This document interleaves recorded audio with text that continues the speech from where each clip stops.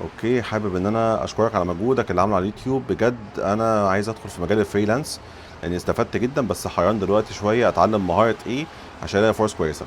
بص يا معلم، من اكتر المهارات اللي انت ممكن تتعلمها وتجيب منها فلوس دلوقتي ومطلوبه طلبا او الاكثر طلبا على ابورك الاتي: الفيرتشوال اسيستنت، البروجكت مانجمنت، الماركتينج او الايميل ماركتينج، الكولد ايميلز اللي هي الايميلات اللي انت ممكن تبعتها لعملاء انت ما تعرفهمش، والهدف من المهاره ديت انك توصل للعميل بتاعك اللي عايز يبيع السلعه او الخدمه للعميل الاساسي اللي انت بتحاول تعمله تارجت. فده مهم جدا انك تتعلمه.